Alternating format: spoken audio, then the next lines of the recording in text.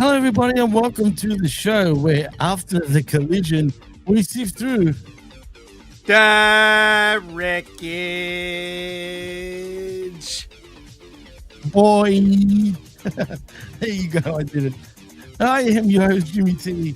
He is my co-host, the best in the world, Jamie the Vet Williams, and you are watching and listening live on Hamin Media Group's YouTube channel, and of course on the Twitch and at the Patreon after the fact. Vet, welcome back to your show, and what a funny week it's been in pro wrestling, because I've got some funny news that has to do with Grand Slam Australia, shall I say. Let's get right into it. Well, let's get right into it, as a matter of fact, because they did have a house show called House Rules, of course. That's what they call their house shows. To keep in with the gambling theme.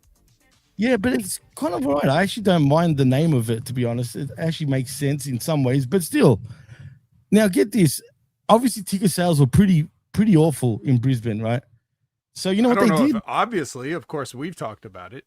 Right. Well, you know what they ended up doing? I can't believe they did this. They gave out free tickets. It was for free. If you went onto tickettech.com, where you buy your tickets for whatever event or Ticketmaster, but it was for Tickettech in this case, there was a 2-hour window where they were just giving out free tickets to the show, and everybody was getting them. And I find that kind of interesting. I mean, it is only a house show.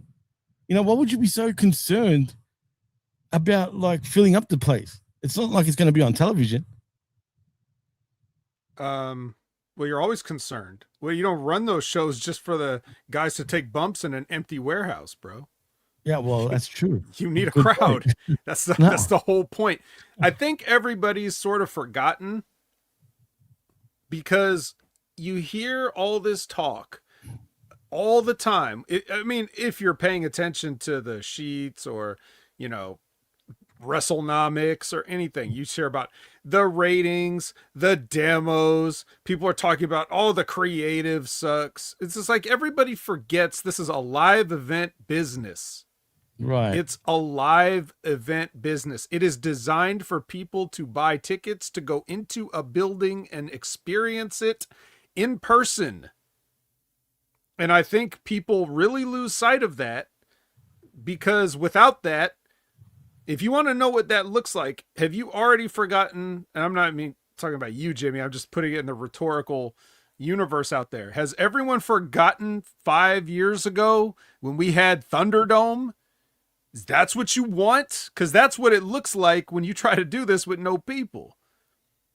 You know, and you could have done anything during that time. And that's what really exposed everybody as frauds. More so the WWE than anybody, because they're the ones with the whole Vince McMahon bullshit, we make movies, pal, you know, attitude. It's like, no, you didn't make movies. You just put on matches in empty buildings. That was your moment. You could have had TV. You could have scripted out scenes and dialogue. You could have made all the movies and TV shows that you want, instead of having matches in a fucking empty building.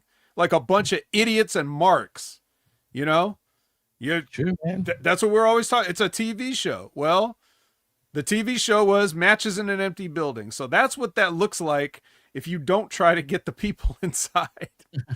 So, of course, they want to sell tickets in Brisbane to get people to come to the show. And even if you give it away, at least you got some people there, and maybe they'll buy some merch because they didn't have to pay for tickets, or maybe they'll buy some concessions because they didn't have to pay for tickets.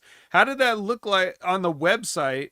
If you go, do you just put the tickets in your cart and it just says $0 and then you just check out? Or do they still tax you and give you like a convenience fee? Or like, how did that end up working? Yeah, that's a good question, because I missed it. I would have just got it for a laugh if I knew, but I missed it because I was sleeping after doing 2 shows earlier. So I wish I did see it, because then I would have actually printed out the ticket myself and, you know, just showed everyone. But unfortunately, I missed it. But on the website, one of the dirt sheets was posting, and they had the link to Tickettech to get the tickets. When I clicked on it, by that point, it says tickets aren't on sale anymore. And I was during the show. So, like, towards the end of the show. So that makes sense. But it's true, though. It did happen. And I just find it, like, real weird. Not weird. You're right in what you said. But, like, again, do they have a marketing team, Vet? Who knows? It's probably somebody's wife. Well, it probably is. And that's the sad part, man. It probably is, but it is what it is with this company. They just continuously make rookie mistakes, man. And I know they're only a 6-year-old going on to 7 years now, I believe, old company.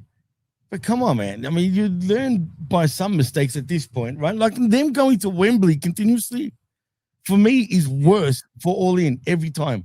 Why? You're just going to get less and less and less. I mean, that's what's going to happen. It's true. But it's not, like you said, it's not necessarily an AEW problem. It's a worldwide economy. It's a wrestling economy. It's a human nature. It's all those problems, because even at the height of Hulkamania, right? So like in the mid to late 80s, the WWF would go on tour, and obviously they would do good business for their house shows. And of course you've heard about like the A shows and the B shows, right? Where Hogan's on the A show, so everybody wanted to be on that show and the things like that, right?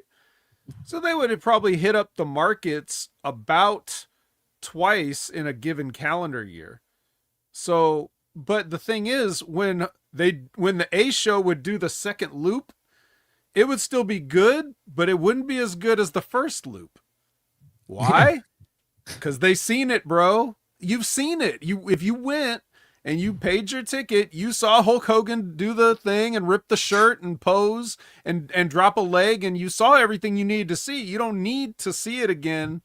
Facts. Of course, some people will see it every time. Some people it's once. Some people it's if I feel like it. So you get a different thing. But like once you've seen it, for some people, that's enough. And you don't need to go back. So the more you run these cities, the less returns that you're going to get, because the people are going to feel like, well, I just saw you guys. No matter how much they enjoyed it. Maybe they really do want to go a second time or a third time, but they just can't afford it, or they can't justify paying it when they've got other bills, or maybe some other stuff come up. My car broke down because I went to the last show. Like they broke into, I went to the Oakland show and Powerhouse Hobbs's car got broken into and mine got put on blocks, like maybe that. So, it's just a thing of like, some people are satisfied and they don't need. They've already run Australia before. And like you keep saying, hey, why don't you come to Melbourne? And they're like, no. So it's weird, dude. Obviously the first time, if they ever go down there, it'll probably do good. And then when they come back, it won't do as good, like you're saying. And I think that's true of everybody. Like the WWE's running hot, but not as hot. Not quite as hot as last year. They're not quite selling out. There's still some tickets available. Part of that is because of the price gouging, but another part of it is we saw it already. I yeeted 6 months ago. I don't need to yeet. I'm tired. No more. No, but you're right, man. That it's all of that, and everything else you said. What's the marketing team like, or whatever, so it's, but this is just one of those things where you try stuff, you can afford to fail if you're a billionaire, son. So next time, if you run it again, maybe you'll learn some lessons. Maybe you'll go to a different part of the country, or maybe you'll do better marketing in the area that you were. But I mean, you're the one that can be the guy on the ground to let everybody else in the world know how much of AEW's, advertising you saw for these shows locally, or if at all. Right. And there really wasn't as much. All I know is from online.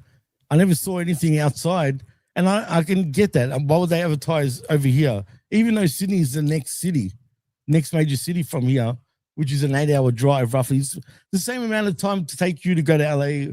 It will take me to go to Sydney from here. So, but what confuses me, and I've always said, and I'm not saying this because I'm from Melbourne, it's a fact. Just look it up yourself.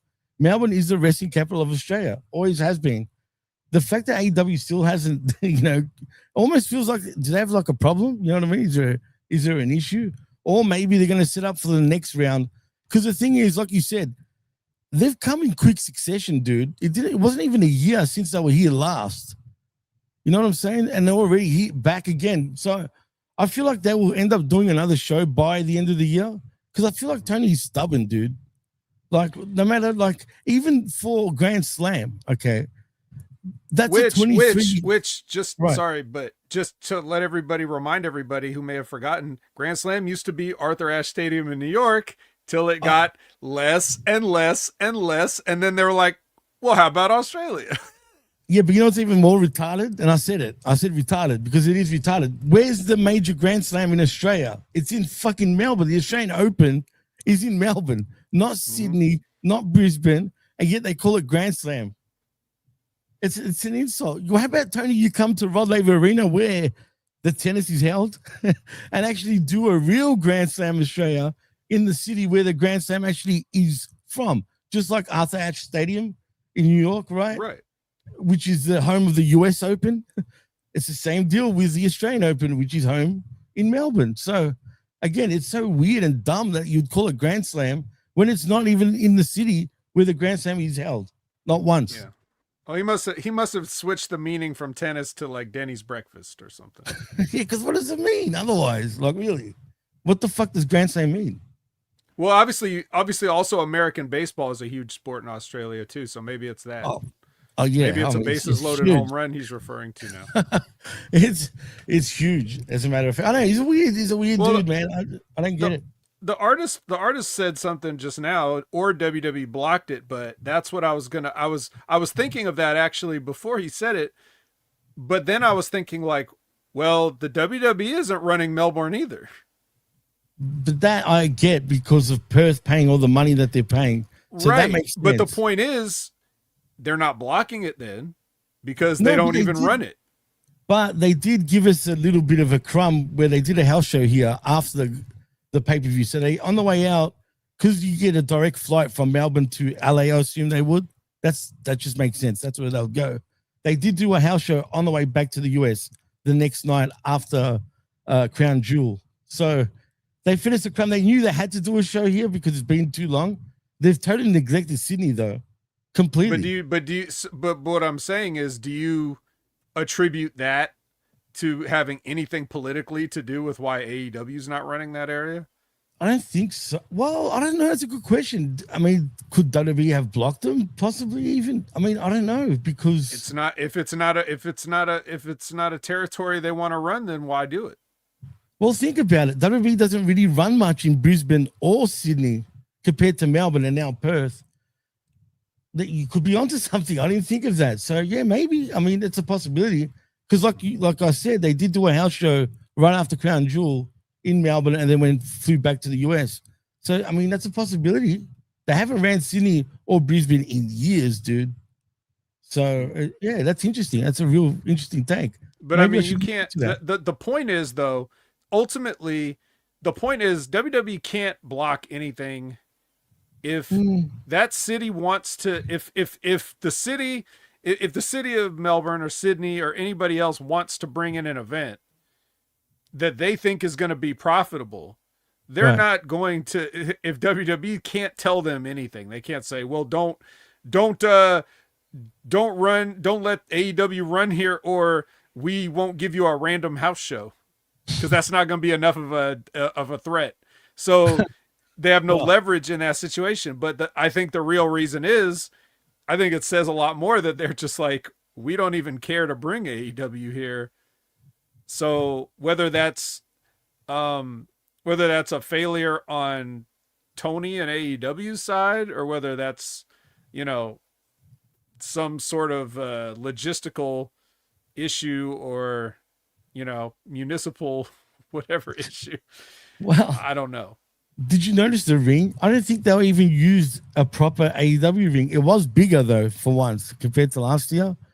But going by the ring posts, that was different to your usual AEW ring. So I'm assuming that they just took an independent company from Sydney's ring and used that, and they brought their canvas down and their ropes and turnbuckles. That's about it. That's kind of lame, isn't it? It is lame because WWE, at least, they have warehouses here where they store rings And hell, they even friggin' brought the Elimination Chamber all the way from the US and it nearly got overtaken by friggin' pirates on the way here. No shit, that's a true story. Can you believe that? Yeah. Pretty funny. But yeah, I mean, if they can go through all that trouble, what's wrong with AEW, man? Bring your fucking ring down, Tony. Stop being lazy. God damn it. Because it doesn't look good when you do that. It's just like Buddy Murphy. He got injured last year just doing a little hop off the turnbuckle and then friggin' destroyed his ankle from it. You know what I mean? Because of that stupid ring. So yeah, it is what it is. But yeah, AEW, they're just a weird company. How about you hold off from coming to Australia a little bit then? Like, take at least 2 years. Don't come so quick if you expect like a lot more people. Because even in Sydney, dude, 23,000 arena, okay? They sold 7,000. 7,000 out of 23,000, man. I mean, to me, that's not a good look. That's just me, though. Yeah. No, I mean, it's not. You want, obviously, you want to do better than that, but yeah. Again, well, it's just you can give a horse free tickets, but you can't make him drink or something. Well, that's true. Well, in other news, and this is probably even laughable, we've gone from dumb to dumber, it seems, because did you see the Wrestling Observer end of year awards that they just released a couple of days ago? Yeah, but I heard this list of awards like weeks ago. So why is everybody only talking about it like in February now? I have no idea. I only noticed it in February too. Pretty sure this list came out in January in the Observer. So I don't, because I remember hearing I was probably listening to Cornette on his show and Brian was reading out the winners, like, but this was weeks ago. So everybody's a little bit late. That's weird. Well, do you know who is the wrestler of the year, actually, Vent? Oh, yeah. Obvious. There's only one choice. It's Mystico. That? What the fuck, bro? What are you talking about? The greatest wrestler of 2025. It's clearly him. Don't you remember? He had a match with MJF. Bro, come on, man. Who are these people voting for this shit? Like, that's what I want to know. Like, really? They're Observer readers. But I don't. This is what I don't get. And I'm not saying I know the answer. I'm asking. Like, how many people are really, like, even if you're a diehard Observer reader, and even if you enjoy Lucha Libre, and even if, you take the word of, Dave, and to a lesser extent, Brian as a gospel, are you really watching that much CMLL? Because it's not like it's not like it's just plastered everywhere that's easy to watch. And also everywhere, they don't all they do is run straight matches. CMLL does not have what you would call a television show.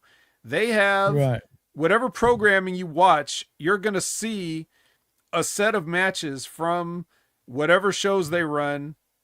And it's going to be a lot of like multi-man stuff like they always do. So, I don't care how much people claim to be wrestling fans. I do not see people sitting and just straight watching those. So they're probably just watching clips and stuff and are just like, oh yeah. I don't care. You gotta really, and I'm a guy that, mind you, when New Japan was running Fantasticamania, I would watch Fantasticamania. Fuck yeah, man. So was all it is a fucking house show with a bunch of luchadors on it. And that's what CMLL does. They don't do like AAA does. They try to do like angles and stuff, right? But yeah, I would love to meet the white bread American wrestling fan that sits and watches CMLL nonstop, that they're going to be voting for these people. dude, it gets even better because Or promotion of the year, like as promotion oh, of the year, like so you watch more CMLL than anything else, or did you but just wait, vote that because you were? And also, worst promotion WWE. Did nobody watch TNA? I mean, What place did they come in the voting? oh, If you honestly think WWE is worse than TNA, not only are you not watching WWE or TNA, you damn sure ain't watching CMLL. You're full of shit. full of shit. And I mean, some of these are full of shit. You know, you mentioned like promotion of the year, right? But the booker of the year was Tony Khan. So how can we have promotion of the year being CMLL, yet the booker of the year was Tony Khan? I don't know. Like, it just doesn't make sense, dude. Like, for real. Promoter of the year, though, right? Well, see, this is weird too. Well, Salvador Luti, I can't even pronounce this. Whoever it is that's CMLL, obviously. Salvador Luterov. That's who the promoter of the year is, yet Tony Khan wins Booker of the Year. I don't know one feud that happened in CMLL. And keep in mind, I'm me. I know. So like I feel like I would have at least heard of what the hot feud was. But the only time I heard about CMLL was when they were wrestling on AEW. And mind you, Tony did a horrible job with all of those people trying to make them stars. 100%. Like to present them as like major players, that was extremely badly done. Like everybody just did jobs and whatever. And Misako's the only guy that got anything as far as like, you know, like a major match or a major high profile thing with MJF and stuff. And I'm not going to say that wasn't enjoyable, but I'm just saying like that was a crossover thing. I didn't hear whatever. And even Excalibur with all his yelling through his mask didn't do a good job of telling me about what was actually going on in the promotion around that time. You know, CMLL was treated as like filler enhancement talent on AEW television, you know, because we covered the whole thing all year last year. It's true. Absolutely. I mean, it's just bizarre. I mean, even this, for example, tag team of the year, the Young Bucks, like really? Then again, the tag team division all across the board has pretty much sucked balls, to be fair, right? Yeah, pretty much. I mean, shit. That's just like a pick whichever one you want. So yeah, that's true. I mean, feud of the year was Moxley and Hangman. Wasn't even really a feud. It's feud of the year, though, dude. Don't knock it. I mean, come on. I'm not even going to bother with this whole list. The point is, there's a lot here that just sucks. But apparently, I'll say one more. The worst feud of the year was Anthony Bowens versus Max Caster. No way that was the worst. I know. I agree. Again, I agree. It's bizarre. It couldn't have been the worst. It would have been okay if anybody watched it. But a lot of the stuff took place on Collision in between, like if you want to call it a feud, a lot of it took place on Collision in between other matches, you know. So it wasn't like they would have like a short vignette and then that was it. And then, you know, who would have remembered that? Yeah, exactly. But what gets me is this is the best award I've seen by far. I gotta just say it because it's just most disgusting promotional tactic of the year. Guess what that was? I know what it was. What was it? You remember it? Shit, all right. What is it? WWE bringing back Brock Lesnar. Since when was that even a category? Is that new? Because I don't recall that at all. But the fact that that was the most disgusting, most disturbing thing in pro wrestling, it cacked me, dude. I'm not gonna lie. Yeah. What else? Who knows? I don't know. I mean, most of this, like, see, okay, but all kidding aside, when I look at this list, I immediately just say, you know, I just shrug. I don't care. Like, look at who's doing it. Look at who's voting on it. Look at who's, you know, like, it's just, it doesn't bother me. This is what these guys want to do. It's the same thing as like, you know, if some kid wants to shoot hoops in his friggin' driveway off a, you know, that he hung off a backboard he hung off his garage or something, I'm not going to go criticize him because he's not an NBA player. I don't care.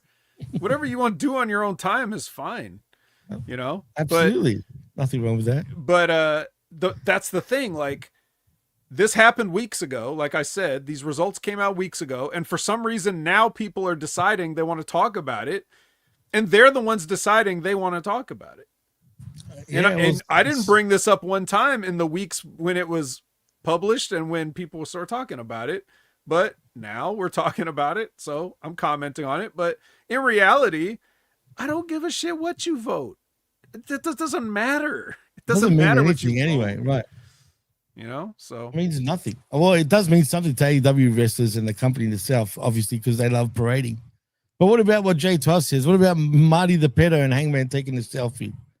See, is it fair to call Marty Squirrel, the villain, a pedo per se when it was legal in this country to do what he did? I know it's fucked up. I wouldn't do it. Right. But has he got an unfair slack in your opinion at this point? Because he's pretty much being blackballed from pretty much all the main companies in the US. Yeah, I mean, strictly by the letter of the law, he didn't do anything wrong, I guess. Unless there was other stuff that was involved that we didn't hear about. Maybe that's why. But, I mean, it's no big loss. He's just another guy. He doesn't bring anything to the table that we absolutely can't live without. So, you know, but no, I wasn't a fan of his. Yeah, it's not really, no, it's not really fair. There's people who have done way worse, convicted of worse. You know, like people have been convicted of things and brought back. He didn't break any laws, so right. That's why it's a bit weird. Anyway, look, I don't even want to get into that too much, but the point is, he didn't even technically do anything wrong. Like you said, and this is something else that we're not aware of. I don't know, but he's pretty much kissed his career goodbye. So, but anyway, in WWE news though, Jazz announced his return to WWE for new coaching role at WWE Performance Center. Good on her, man. I'm actually happy for her. That's good. Yeah, welcome back, Jazz. Yeah. Yeah, hopefully. But in saying that, I was just gonna say, hopefully she gets get a nice salary. You know, I'm sure she would. But you want to be honest with you though, Vet, about this in some ways. I hate to be a prick because I'm playing devil's advocate here. It doesn't mean that this is how I feel. I'm just putting it out there, right? Are they getting the right people for these positions? Even as, like, when you think about it, right? All the agents are TNA guys, right? And some of them you could argue were a bit, a bit sloppy in the ring even. I mean, Abyss was crazy in the ring. I was a fan of Abyss, for example, Chris Parks. But is he the right person for that job? Is Jazz the right person to train women, say, even? Like, do you think they could get better, basically, for these roles, in your opinion? Let me just answer it like this. First of all, there's a difference between somebody that's a producer and somebody that's a trainer. Absolutely, for sure. Obviously, Jazz is not going up there to agent matches. She's she's PC not. Coach. So anybody that comes through the PC as a trainer, whether they're a guest trainer or whether they're a full-time trainer or whatever, it gives, people accuse the WWE developmental system as just churning out cookie cutter factory clones. Right. But that is not because they don't have a diverse group of trainers. I mean, we're talking about guys like Norman Smiley. Right. We're talking about guys like Robbie Brookside. We're talking about guys like Matt Bloom. We're talking about, and now Jazz. And so those are kind of different people. You wouldn't really confuse any of their styles with the other one. Absolutely not. So every little thing you could learn, for the people that have a good aptitude for wrestling, even if they didn't grow up a fan, but somehow they have an aptitude. Or some people have grown up wrestling fans their whole lives and they just can't get it. You never know who's going to be, who this stuff is going to click with, but having multiple coaches, that's why like in NFL, team doesn't just have one head coach and then he has to tell everybody everything. You got quarterback coaches, line coaches, defensive back coaches, you have all these different coaches, special teams. You have all these different things because the skills are different. So having anybody that you bring in is going to hopefully, I would think, bring something to the table. But don't confuse that with what we're seeing on television, because, once you get up there, that's a different group of people telling you something else. And none of them were PC coaches. They didn't have Abyss coaching at the PC. They didn't have Petey Williams coaching at the PC. They damn sure didn't have Jason Jordan coaching at the PC, because he never should have gotten out of the PC. Right. He didn't learn enough. So that's what I'm saying. Like, that's two different situations there that you're talking about. Well, I was just putting it out there because of the, discrepancy of the names that they have at one place and the other. And does it affect what we see on television today? I mean, because look, I don't know. I guess if you couldn't get a Ric Flair to freaking help out, he'd be like, fuck that, especially these days. Right. There's people that that's part of your other question was like, are they getting the people? But it's like, right, that's what I mean. Can you get them? Or there's people that want to do that. Some people don't want to do it, and some people aren't good teachers. I can see Flair being a bad one, to be honest. He'd be a bad teacher, in my opinion. You just see it. But yeah, no, you're right. It's true. And like I said, it's not that that's what I think. I'm just putting it out there because there's been a lot of discussion about that I've seen online. And I thought, you know what? I'll ask the question. Are they doing the right thing in terms of who they're getting? Let's see. Is any other news around here? There's an update on Mercedes Moné and her absence. It goes on to say here that related injury. Yeah, it could be. So this is what she had to say. So she said, and I quote, "So I've been really trying to enjoy this time off by really healing my body and taking care of myself because I want to come back to the ring better than ever. I'm going to be very busy in March because I still have a lot of championships to defend. And yes, I defend my titles, bitches. But I've been really taking this time to feel good, and I really want to feel good inside and outside. And if you saw a couple of my videos at the House of Sun, oh my God, my back, my neck feels so amazing. I've never felt my spine just feel so straight. Now I'm here in Cancun, Mexico for stem cell treatment, and I came down to Rejuve Stem because a lot of my coworkers come here and told me about the results. So I'm super excited for feeling my best version of myself. That still does not give us an update on when she's coming back." Who said they give her an update? That's what the headline said. But whose headline is it? It is. Let's see. It just says here that Moné provided an update on Thursday on Instagram from her. Yeah, and I'm just reading from a dirt sheet. Well, that's a headline. Yeah, stupid. So who cares? And when she's coming back, who knows? But I'm sure it'll be sometime this year. But stem cell treatment with women, that's sort of new to me. Do women actually go and get stem cell treatment? Why not? Yeah, true. I just never hear about it compared to the men. You always hear about MMA fighters doing it and whatnot, but I've never heard a woman do it until now. So that's kind of pretty interesting. Yeah. Well. Oh, and Don, we've already spoken about that. The Iconics signing officially for AEW. They're all elite now, actually, Yvette. Hey, all right.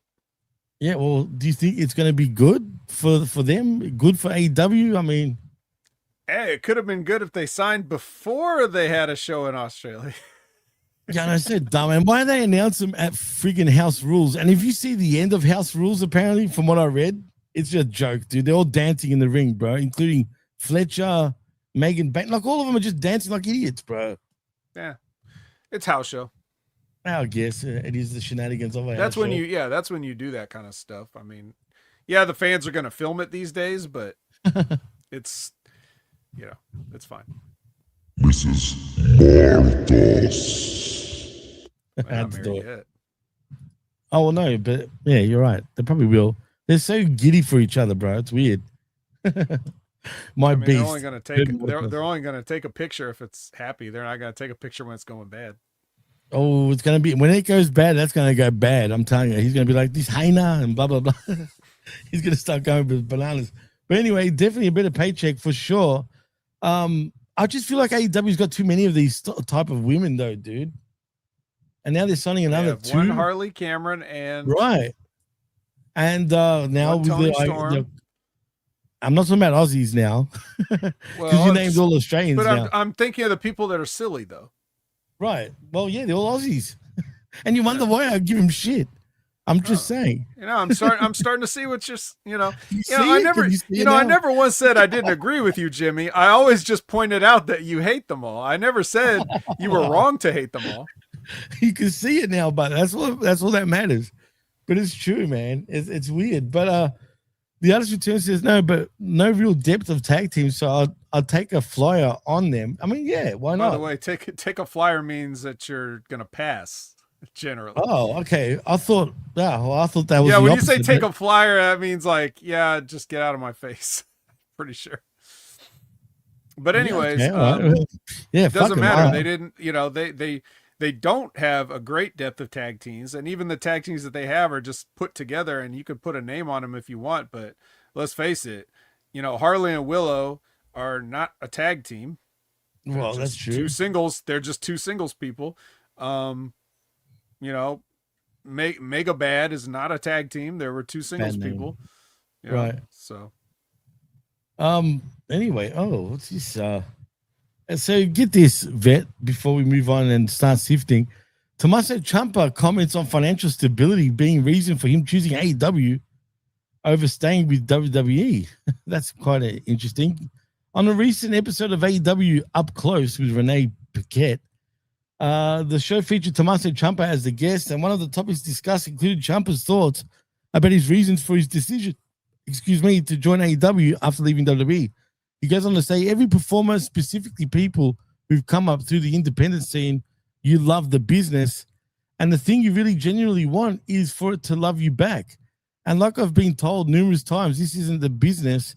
The business doesn't love you back, but I'm an optimist. So I think it's not going to love you back 100% of the time. But those moments when it does, it's like we thrive for that, So that's what I feel like. So a lot of that is going on right now for me, where it's like, oh, man, I haven't felt loved back for a bit. So that was big. But at home, honestly, it was less about just like looking forward to, we're doing this AEW thing, because there's a ton of uncertainty, like our decision to move on. We talked about that for months. I might even say a couple of years, realistically. That's a big thing, right? And he also says regularly checking his bank account and understanding his financial stability. Ciampa also gave his thoughts on about being financially stable in his life and wrestling career led him to taking the risk and joining AEW. See what that headline did? Yeah, they made it sound like it meant something else. Motherfucker, I'm not even going to read anymore in that shit. That's it. Because I hate being fucking baited like that. That is a bullshit headline. Don't do that again, motherfuckers. So, yeah. So, basically, he was already stable and could take the risk joining AEW, you fucking cunt. Right. Not like, straight up. But it's not a risk anyway, because it's not like AEW's paying peanuts. Well, yeah. Unless they all of a sudden started lowballing everybody that comes in. Nah. I'm pretty sure they would have gave him a better contract than he had. Yeah, possibly. So it's like, sure. Is it a risk? But if he's even if he's talking about having to spend all his money on medical bills if he fucks up his neck again, it's still he can afford it. and also just so he knows, you actually don't have to pay your medical bills. There's nothing they can do about it. That's true. So basically, I don't know what he's talking about. He's just yammering about a bunch of stuff. This is why I don't really care for the guy. Like, we'll talk about loving the business when we get to his match. But to me, it's like, when you talk about loving the business, to me, that comes across in how you perform. So when you do things that go against what could be considered business, as in doing time-honored things, doing things that drew money, doing traditional, like, you know, whatever it is as a performer, the stuff that you can control in the ring.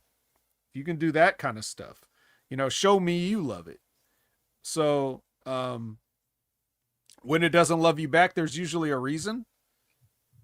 You know, True. not always. So it's not like some people haven't gotten raw deals because of the way the business is, but you could also argue that he got a lot more than a lot of other more talented, more interesting, more marketable people just because he had fans in the office for so long.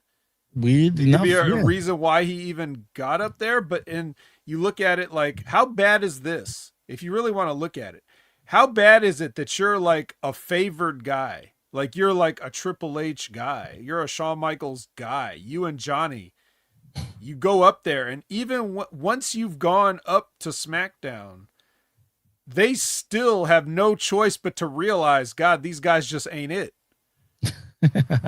It's true, but Like, even when you're the favored guy, they're like, I can't cover for you anymore, bro.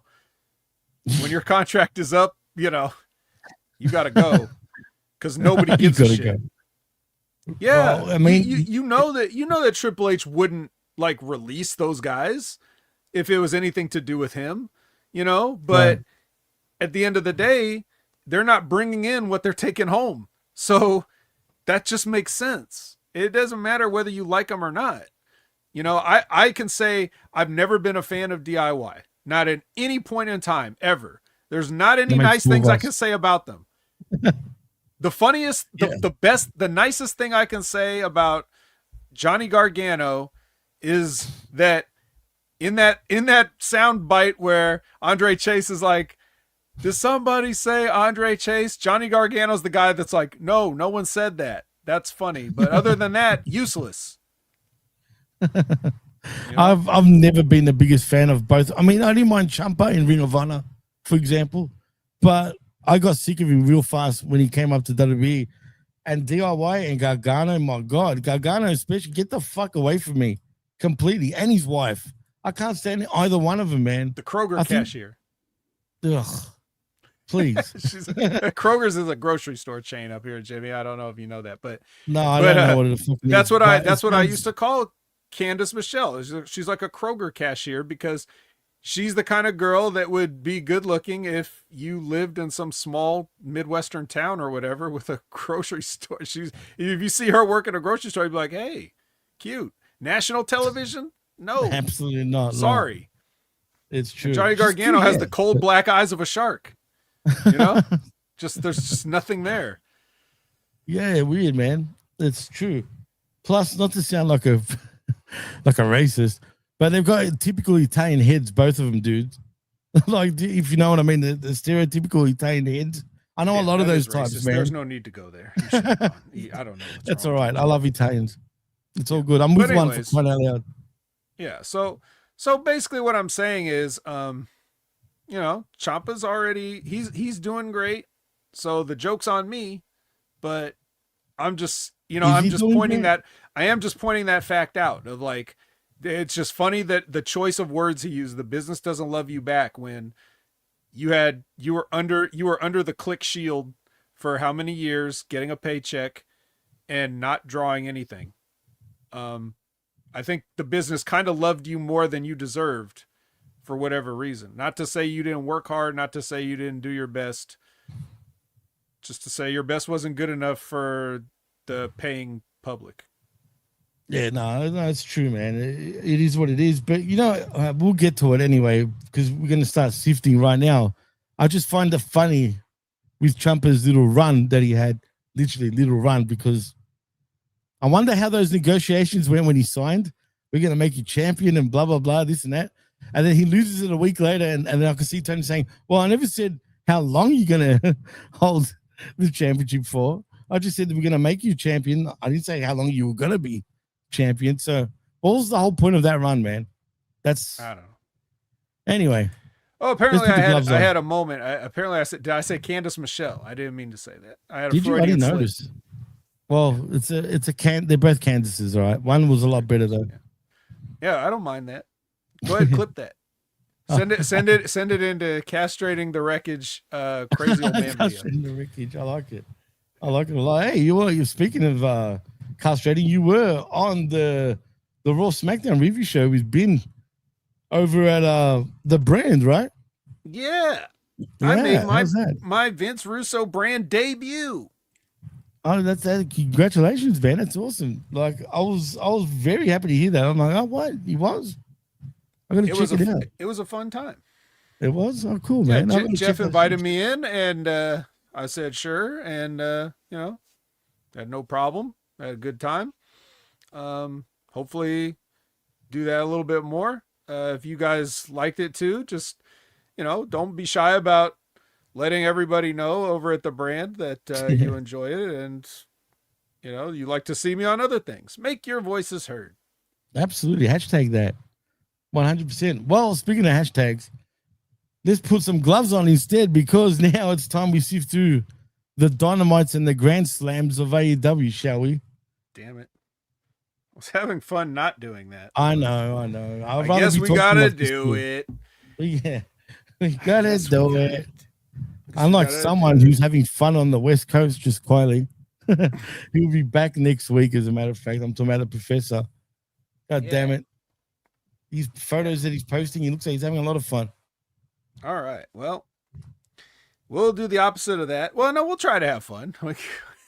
we'll try to make this fun as best we can. That's why I'm the best in the world. It's my job to make sure everybody has a good time.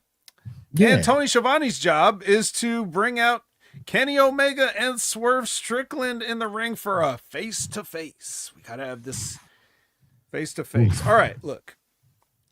I'm not going to lie to you. I never have. So I don't know why I said that. But I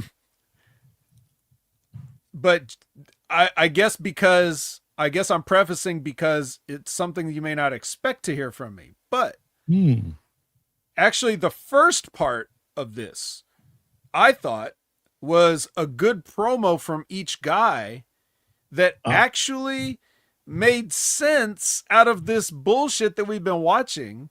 True. Like each guy, when they had a turn, they kind of told a story.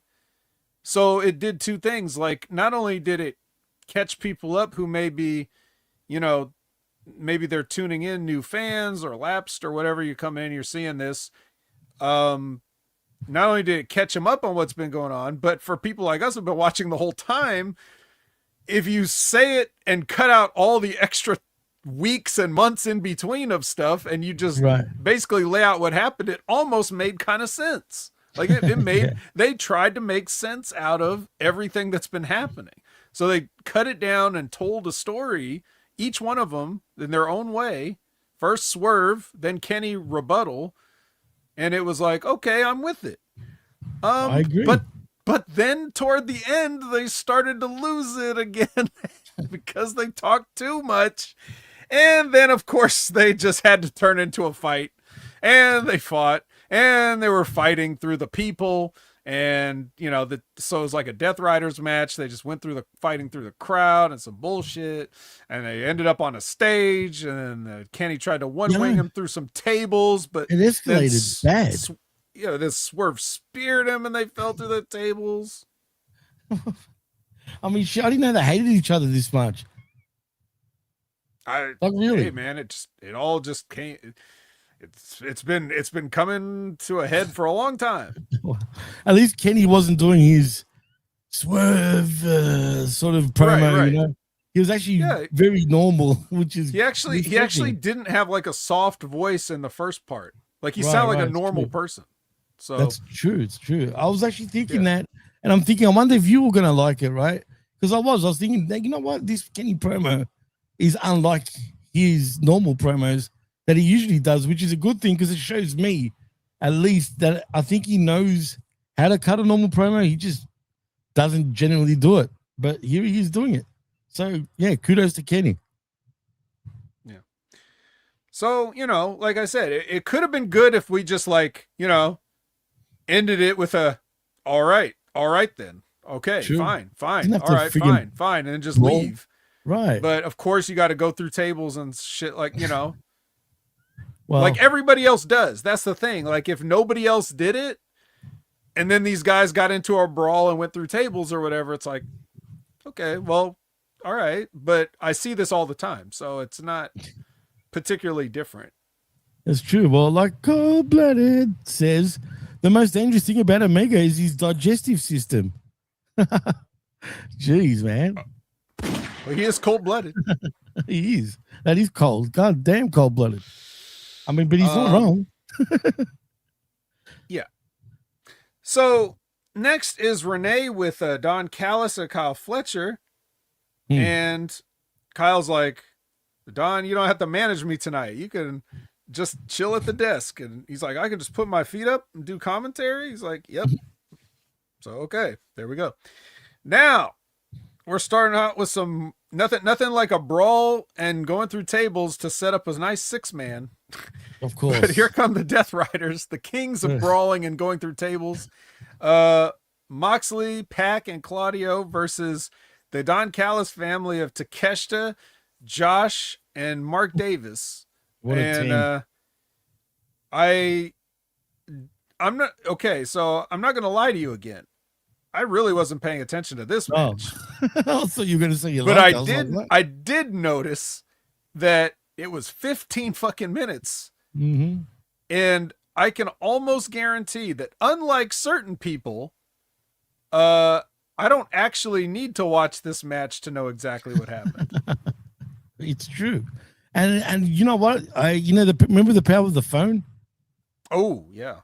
Well, you know what happened to me during this match? The power of the portal. Oh, really? Yeah, the PlayStation portal. That's Right. what was happening because the match went way too long. For real. But it wasn't just this.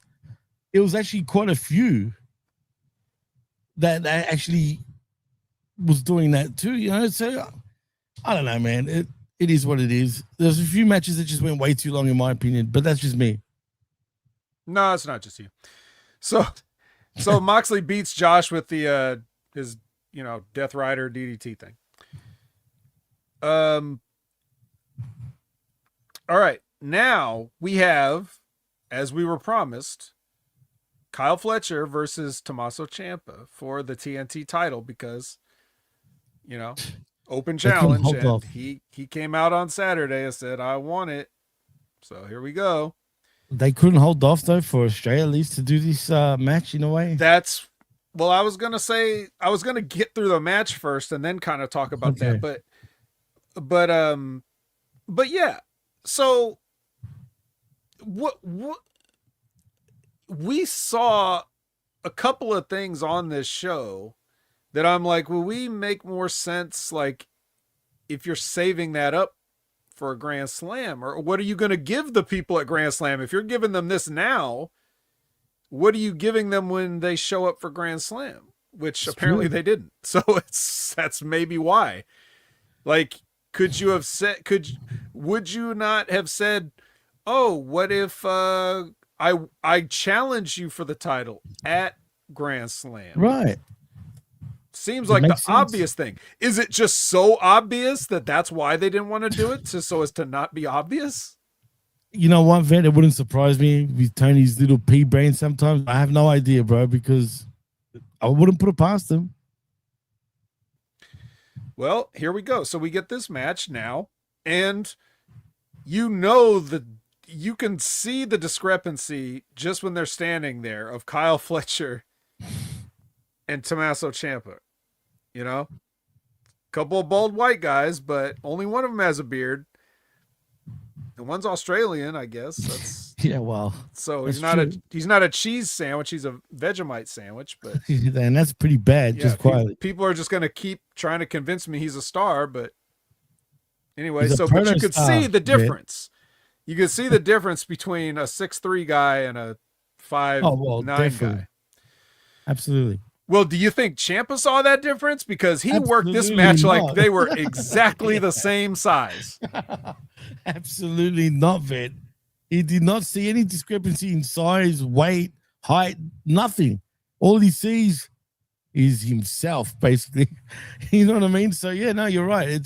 I hate that, man. I really don't like that shit. He's grabbing Kyle by the back of the neck, and he's He's taking him from one side of the barricade on the floor. He's just running across the floor, holding a 6'3" guy by the back of his neck and just running with him. Like, try moving somebody with just one hand by the back of their neck if they don't want to go. See if they go with you.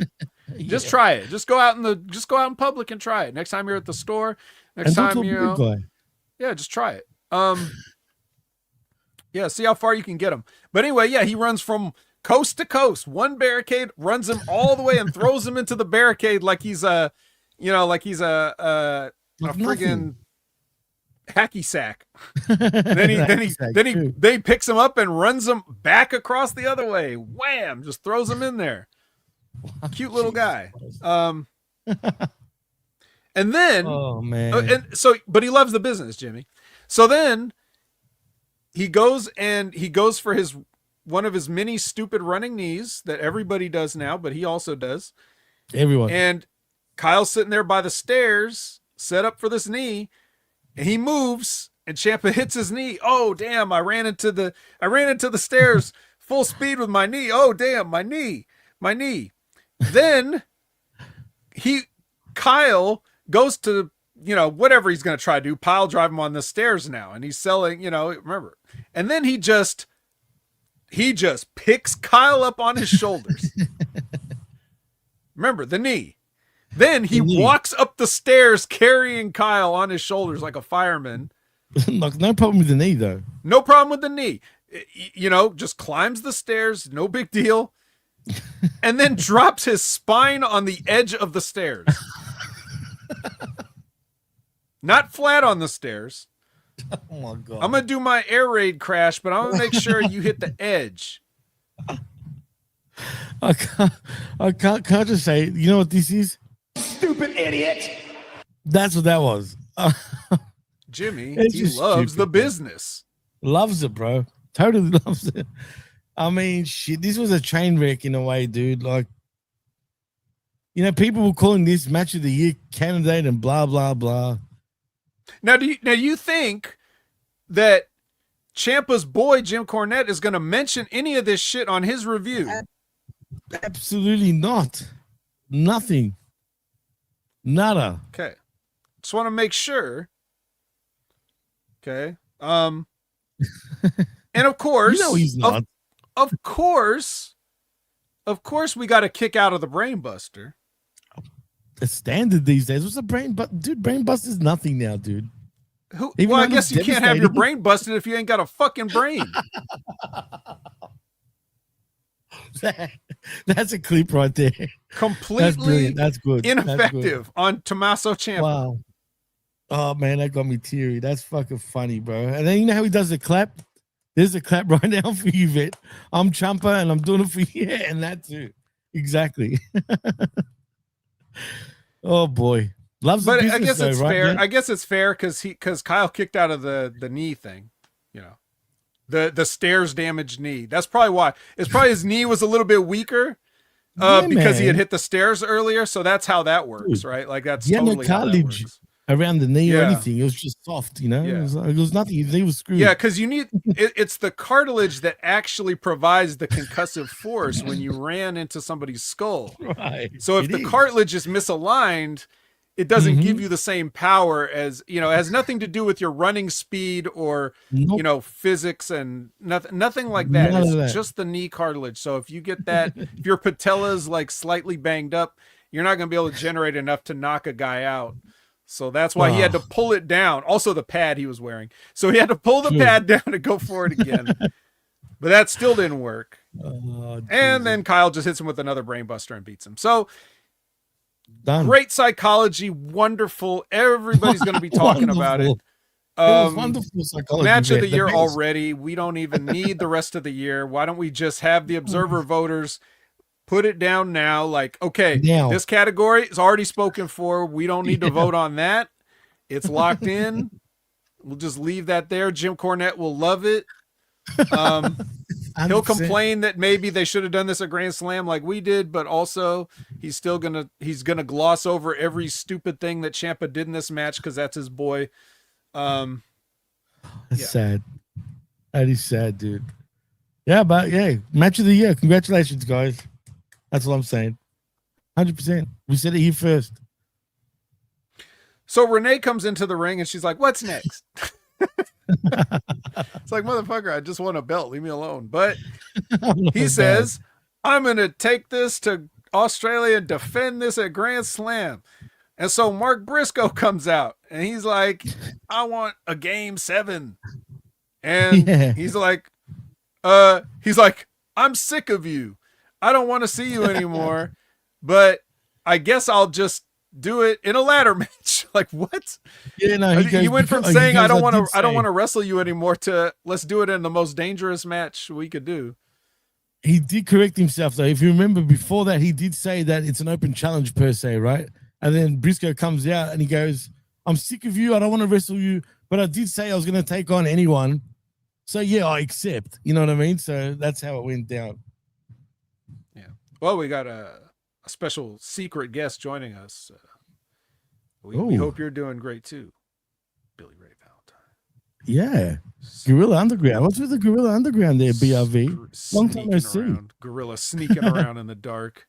Hey, dude, follow me on my new Twitter handle on PWC so I can get in contact with you because my previous account I can't access anymore.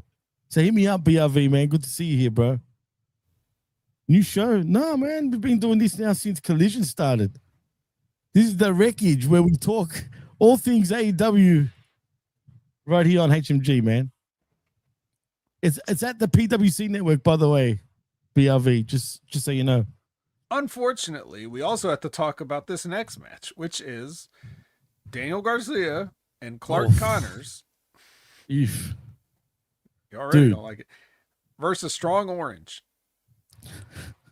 Can I ask, man, did Connors remind you? He reminded me of a little version of Chris Jericho for some reason. He gave me Jericho vibes, dude. Is he going to be the new Jericho of AEW now? Is he even signed with AEW? I know he's part of New Japan, but Clark Connors looks like a little friggin' midget. That's like a midget cowboy. Like, seriously. Yes. What is he? Who is he? What is he? Nothing to add. I mean, come on, man. He's just a little, I don't know, bro. He's annoying. He's annoying for me, big time, but that's just me. Yeah, that's and J12's comment, I think that's redundant. What do you mean it's redundant? Where did you say that? No, I mean I'm saying J12's comment is redundant. Saying gay Hangman Page is like doubling up. You don't need to say it. If you just say Hangman Page, you said it all. Yeah, you don't even have to say it. I don't know what a gay Hangman Page would be like a straight Hangman Page. Well, see what I mean? So it's redundant. So, anyways, the point is, Roderick Strong is not in the conglomeration. He's made this clear on many occasions, and all of the conglomeration is denying it. But he actually does. He does take off his shirt and put on his little panties and come all the way out here just to then hop down off the apron mid-match and leave Orange Cassidy to his fate, which I've always loved. I always love when the partner gets all dressed and ready and comes out and then just like leaves. It's like, wouldn't you just be like, yeah, I'm not going out there with you? But whatever, it doesn't matter. Many nitpicks we could do. But yeah, so he does that. And just when you think that this is going to be trouble for Orange Cassidy, for our intrepid hero, Orange Cassidy, Darby appears and kidnaps Clark Connors, much the way he was abducted and dragged and left through dragged through the desert and left in the desert. So now he's grabbed Connors and dragged him over the barricade into the depths of wherever. And so that leaves it to be a singles match, and Daniel Garcia gets his ass rolled up. As it should. As he should. God damn it. Yeah, have you noticed since? Oh no, continue. Go for it. Well, then Tony Storm comes out, and then Wheeler Yuta and Marina have a kidnapped victim of their own. Again, and they have Mina Shirakawa, and then they take the scissors and they cut a hair extension off of Mina Shirakawa. Oh, oh my God! Is that a sign of the future? Could it be? Could We're it gonna be have to tune in and foreshadowing? find Could out it later be? on. Yeah. Oh boy, man! Well, we'll see. But all right, now what were you going to mention earlier? I totally forgot now, so it doesn't even matter. It's probably Oh, irrelevant. It wasn't a big deal, otherwise I would have said it. So don't worry about it, man. It's all good. okay. Well, then we got some promos here. We got a Dondrade promo. We got a Don Hank Andrade. Person I like promo. it. Yeah, Right. why not? It's pretty good. Oh, right? you're right. Don Andrade. It's true. Dondrade. Don Andrade. Where's my mask? I have an important mask. Why do I sound Italian saying that? And where's my mask? And we have a Jet Speed promo. None of them are exceptional. Oh, I found out something thanks to Whoople Brandon actually on the Insanity show, their new show, which you can check out right here on Hamin Media Group's YouTube channel. Apparently, the chick that commentates on JCW, I keep forgetting her name. Someone in the Dana chat will Scott? tell me. Yes, that's the one. That's her. Not only does she sound like Renee Paquette to me since D pointed that out, and I'm like, oh shit, she actually does. Once you hear it, you'll get it. Believe me. Pay attention the next time you'll see where I'm coming from. But apparently, Speedball is married to her. Is that true? Yeah. they Everybody are, knew so that, they Jimmy. are. We just didn't tell you. Oh, well, I just found out. Yeah. I'm new to the partiki. Who Let's let see. it slip? Oh, Brandon. That's was- right. Oh, it we'll was have a Brandon, yeah. talk. We'll have a talk with him. You better fix But, him up tomorrow. But Yeah, anyway, no. Yeah, Veda Scott. She's Yeah, I pretty never good. knew. I would it's kind of like it's kind of a shame. She could probably do commentary on any show. no, she is good. Put her, Same put with her John on Raw even. It Dombrowski, doesn't obviously. matter. She could do it. I'm telling you, she sounds like Renee Paquette, man. Like, just keep an eye on it. I didn't hear it at first when D said it. I'm just like, shit, I can hear it. I know what you're saying now. And then I can't get it out of my head, man. Yeah. Yes, Yeah, I thought I'd she's just been around for a say that. minute, and yeah, they're very happy couple. Oh, Now here's three happy couples. We got the Young Bucks, the Rascals, good. and the mystery team, which we didn't even know was going to be a mystery team until it was a mystery team. Shots. I'm Oh getting my some God, is shots. that Private Party? Oh my God, it was that private party. You want to know something funny? This is a true story. Believe it or not, before I watched Dynamite, I actually thought about him and thought, you know Oh. what? What's happening to private party? I kid you not, dude. I don't know why it went through my mind, but I'm just like, I just thought about him. And I'm like, where the fuck are they? The last time I checked, WB were interested in them. And actually, there is news now that you bring them up. Right. Their contracts are still set to expire. They haven't re-signed. So there is a chance that they might still go to WWE. So look out for that, according to Mr. John Ross Sapp. John Ross Sapp. Is that like his brother?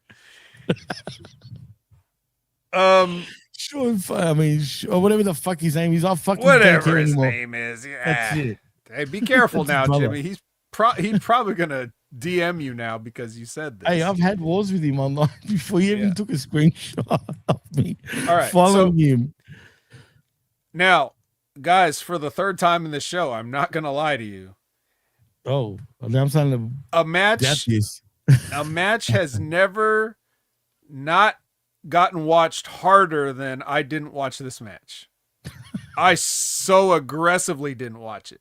I had my phone out. What I was doing at this time when I was watching this is I had my phone out and it's my lunch break at work. So I'm, and I was thinking I had like a salad or something and I was trying to fix, you know how you get one of those like prepackaged salads and you got to put all the stuff in it, Right. Yeah. and the phone was like course. right there with the match going on. And I'd still just refused to look at it. I was just looking directly at the salad, eating it, rather than look over and see like all the, super kicks and all this, all that other stuff. So The I could hear Patiki was it. on. I heard Yeah. it. Definitely heard it. They were parlaying. And to think Yeah. that the Rascals, your new shiny little team, they're out here against the Bucks and Private Patiki. And who friggin' wins the match, man? The old Bucks. The old Bucks. The old Young Wow. Bucks. Yeah. come on. I mean, if you want to get heat, if you're trying to be a heel, fine. But they're not. There's clearly baby faces now, and yet they still fucking win, bro. I mean, is it time to put someone else over for once, guys? I'm just saying, like, you know, you damn know they're gonna beat FTR for those belts, right? Do I know that? Well, you don't, but you know deep down it's probably more than likely that's what's gonna happen. If there was two teams that I couldn't be less interested in having a match for these damn belts, I mean, shit. But Jimmy, with one important difference. This time, the Young Bucks are the baby faces and FTR is the heels. Oh, God. It's going to be a totally different match. I'm sure it's going to not resemble anything that they've ever done before. No, nothing similar when it comes to these four, shall I say, Stupid idiot. that's what I would think of them. Well, in any case, the Bucks win, like you said. And speaking of that, FTR comes out to congratulate them on their win. I say congratulate, but they do that same thing that Axon likes to do, where he says something like it's a question, then pulls the microphone away before they can answer. But they don't really put up with that like most other teams. They just super kick. Thank God. I popped for that. That I was down for. That was good. Well, if there was ever a time to super kick, it would have been that. Yeah, 100% agree with it. You know, I would also just argue that, well, I mean, that was only one set of super kicks. They should have just popped back up, because what does a super kick do anymore? A super kick's like an arm drag now. It's definitely an arm drag. It's nothing, but not in this case. That must have been a super duper kick. Yeah. And being previously exhausted from a match they just had, I guess, wasn't a thing either. No, these guys are still young, bro.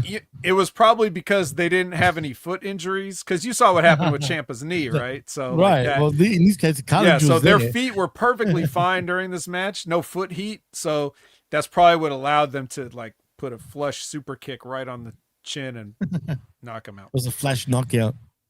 Yeah. So speaking of guys that got their neck fucked, Will Ospreay has a package here just to remind everybody he's on his way back. And then How bad did he look, by the way? That footage of him, like right after surgery, it looked like he looked puffed up, dude. He looked really bad. Well, nobody looks good after surgery.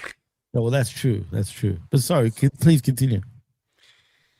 Well, your main event of the evening is the Toxic Spider Tekla versus the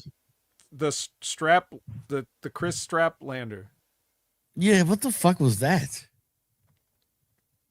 I mean, you remember I said last week she looked good for once?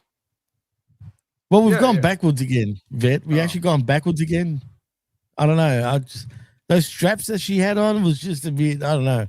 It just didn't do it for me, just quietly. But anyway, I'm just saying. Well, did Tekla do it for you? Because even though it was dark interference, it was dark yeah, a bit later though, and a spear and a stomp. One spear and one stomp later, your new AEW Women's Champion Tekla. Was this a surprise to you? Yeah, it was actually. I mean, has she earned, in your opinion, to become AEW Women's Champion? I mean, they're hot-shotting this belt, man, really bad, in my opinion. Since Tony Storm, there's just hot-shotting galore going on here. Well, it was Statlander from Tony Storm, so I guess they haven't been hot-shotting it. Oh no, but didn't Tony lose it again in between, and then she won it back pretty quick, if I remember correctly, to someone? I guess, but not.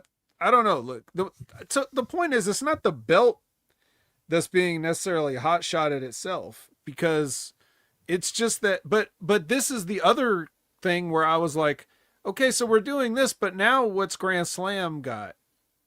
Like, were they already not going? Like, was this not? They weren't going to go, so they just had to do this. And I guess I don't really understand what was the purpose of doing it now. Other than it's a nice surprise.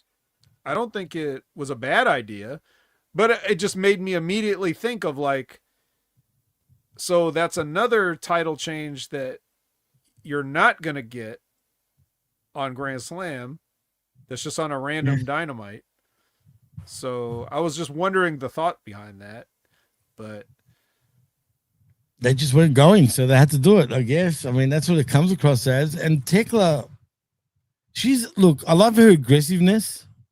Oh, she's very aggressive, and I like that, right? But she's like a little bulldog, I guess, the way she claws and scratches and just goes hard. But again, for a smaller chick, she throws around the big chicks a bit too easily, and I don't like that, man, in many ways. It's like, I get it, she's a spider, a toxic spider, whatever the fuck she is. At least do some biting fucking things since you're a spider. You might as well, like, you might as well start biting. Why not? I bite a little bit here and there. Yeah, but like, I can picture her being the type, like she got Statland all bloody, right? For example, I could picture her just biting into the blood and having all blood all over her face. And you know, she does those weird sort of facials. I could just see her doing all that shit. You might as well. If you're a toxic spider, by all means, bite them all. But I feel like, I don't know if she's earned her right to be the champion of the world in AEW right now. I mean, that's just me. But then again, who am I to judge? I don't know, man. She must have done something right. You could draw your own conclusions. I don't know. I'm not suggesting anything, but she must be doing something right for sure. No, I mean, but I like her. I listened to her Talk is Jericho interview and listened to her talk about, you know, her start in wrestling and coming up through it, and just her general, you know, her little attitude and stuff. Like, you know, I like her. She's not that humble, so she's not like she's not completely arrogant, but she's also not like, oh, I'm just so grateful for everything. She's kind of like me, where she's just like, yeah, I'm the best or whatever, you know. And she's like, really? It's kind of joking, but kind of not, you know. So it's like, well, maybe she says it with a smile, just like me. So like I sort of relate that the way she talks about herself and her experiences. She doesn't seem like she's a stuck-up bitch. She just doesn't feel like she's, you know, like, so I'm just so grateful for the opportunity. I hate that shit too, by the way. But yeah. No, so I mean, maybe I need to listen. Right. Well, maybe I need to listen to that Jericho podcast to get to know her, because I'm just judging her by what I see. Right. And, but you're not, and you can't like get to know her, because with this gimmick that she has, right, that's not going to be like a real person. That's no real person calls themselves a toxic spider. So this is not like, you know, yeah. No, you're right. I mean, if I have to hear how she assaulted the Stardom president one more fucking time, you know, we get it. Maybe she needs to win me over a little bit. I like her aggressiveness. Like I said, she just annoys me a little bit. Labra says, I'm over Tekla's back bend. Okay, you bendy, we get it. I don't know, leave it to Bray, man. You know, let's just retire that. But she's a spider, so I get why she does it. Well, according to her, she's been doing that for a long, long time. What, before Bray even was doing it, she's saying? Probably. Really? Do you believe her? I don't know. She does do it better. She can achieve it much better than Bray does. And what I mean by that, she can walk relatively at a quicker pace doing that shit compared to, say, Bray. But the fact that Bray was a way bigger dude and pretty pudgy, the fact that he could do that is pretty impressive, man. Yeah. So, anyways, so then all that happens, but of course, even though she just won the championship, there's no time for celebration because they're sore winners. So they have to kick the shit out of Statlander some more as a team, as a unit, and then here come to make the save, the Brawling Birds, Jimmy. Oh, yuck. What a fucking for a good old-fashioned Donnybrook. Yeah, right, because they're both from England, huh? Windsor and what's her name? Freaking redhead, red knob. Forgot Jamie Hayter. I mean, come on. Really? The Birds? They should have called them the Lassies or something spiders. Like that. Birds win. Birds usually I mean, win. there are bird-eating spiders around though, That's dude. true. I So, guess it's all in the positioning and yeah, it's true. So you don't know, you never know. But J12, to answer your question, by the way, she's 32. And she's trained by Japanese wrestlers, which is quite impressive, I guess. Just quietly. 32 years old. I thought she was younger than that, Vet. well, she's not. That's just got plenty of time. I don't know what to tell you. Yeah, I'm just saying. The toxic birds. Chirp, chirp, pal. Yeah. All right. That's well, good. anyway, in a much more streamlined show, we now have Grand Slam in Australia. And was it a Grand Slam? We'll find out. For me, this was personally, this was like a grounder into a double play, basically. Not really loving it. But this felt like a house show for real, I think. But yeah. Yeah, I mean, I guess it's meant to be like a mini pay-per-view type deal, like ish, like a free for view. I get it. Like they focus more on the matches, but I don't know, like the matches on Dynamite seemed a little bit better, considering we got title changes, Yeah, I mean, I'm comparing it from last year too. Last year's Grand Slam was actually quite friggin' good, in my opinion.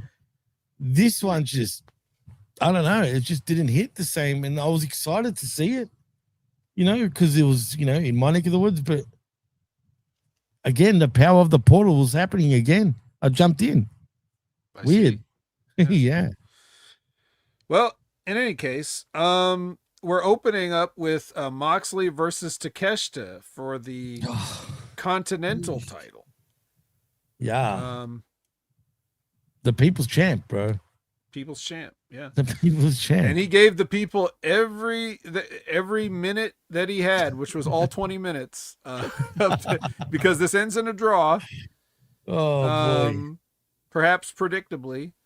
But Takeshita does hit a raging fire on him after the fact, which, man, if he had only just done that like a minute sooner, we would have had a new champion, but apparently he just couldn't pull it off. And you know what? This is the new righteous friggin' Moxley too, and we'll get to that when we do, but yeah, I guess great match. The people were jumping, I'll give them that. The fans were excited, bro. They were very much behind Takeshita too, though, which is odd. I felt like Takeshita was more over than Moxley. Was I hearing things, or do you agree? Well, I think we discussed this about Takeshita, where they sort of booked him into the sympathetic role because they're looking at the booking of him. Right. And they're like, this guy deserves better than this, so we're going to cheer for him. Yeah, I can see that. Still, I found that kind of surprising. I mean, there was Moxley chance, don't get me wrong, but like at one point they really got on the side of Takeshita. It felt like they should want to chant for Moxley. I mean, after all, wasn't it your guys' skinhead movie that he stole everything from? It's like, of course, their hero. Yeah, I thought of that. I thought he was in Russell Crowe's neck of the woods. So maybe he met up with him and got some pointers. Who knows? But yeah, that's exactly the movie that he based himself off. Have you seen that yet, Vic, by the way? Of course not. I'm never going to. Oh, you should watch it so you can just laugh at it. Look, sorry. This is my turn. Okay. You get to do this all the time. This is my turn. I don't think Australians or New Zealanders know how to make a movie, personally. Kind of weird at it. Your biggest guy is like George Miller, probably. And even those movies are weird, No, I agree with you. I actually Mad agree Max with you. movies are like kind of weird.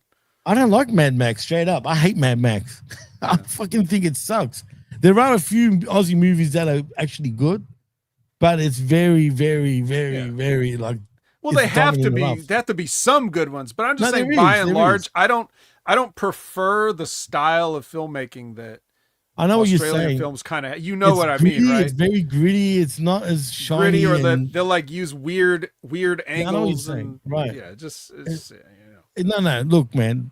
I don't know if you thought you were going to offend me, but you didn't, because I actually totally Oh, agree. yeah. I think the whole world will say that American movies are actually number one in terms of everything. Like, Well, yeah, maybe we it's not as invented good it. as it We used to invented be. making movies.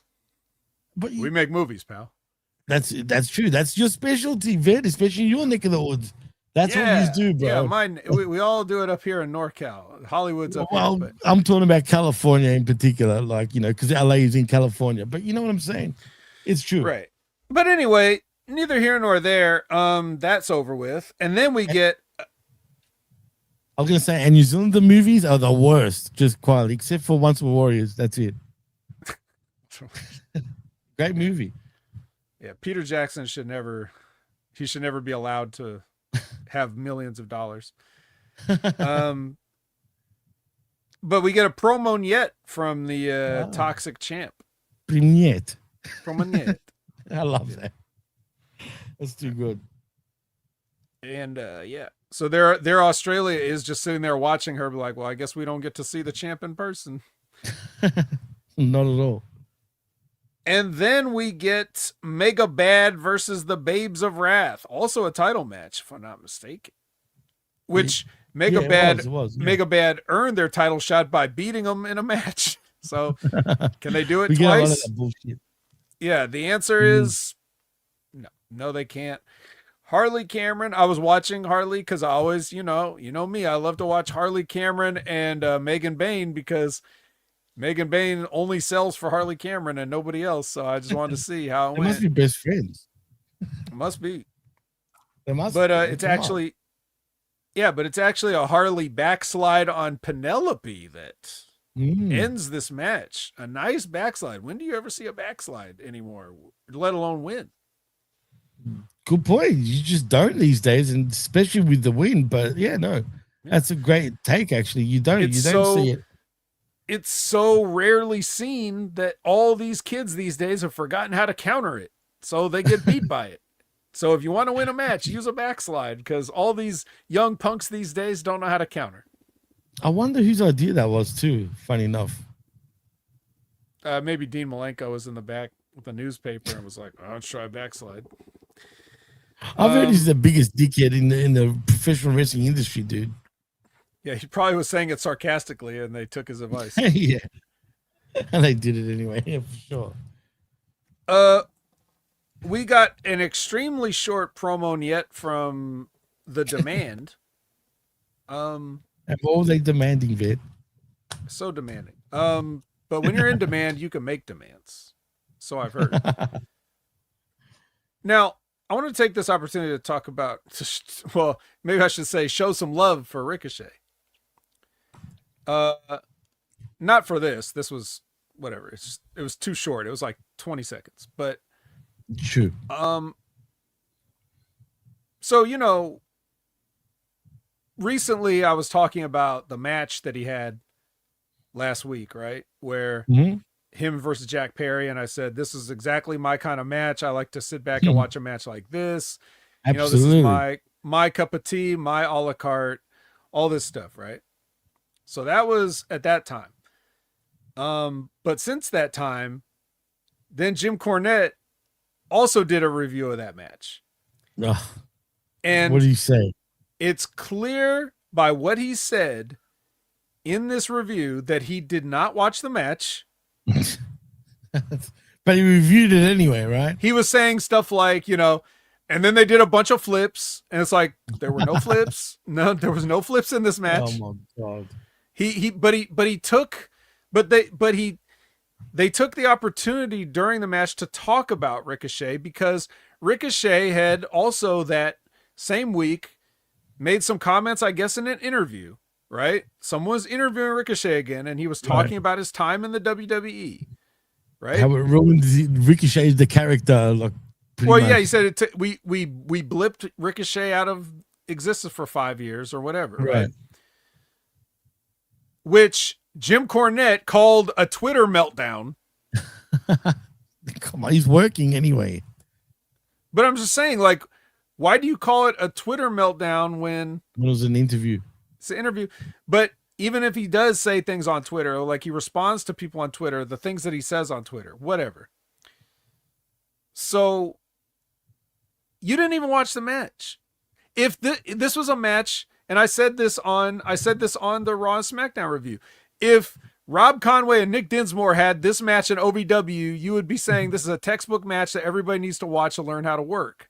But because it was Ricochet, you didn't pay attention, and you just assumed that you could say what happened in it because God forbid that you'd ever be wrong about something. Now, I only point this out because I just have a chip on my shoulder lately from not just him, but anybody else. Because sadly enough, when Stevie Richards talked about this and James brought up the thing, and then he played the clip of Jim Cornette, or read the transcript of Jim Cornette, actually, right, what he said about Ricochet in the review.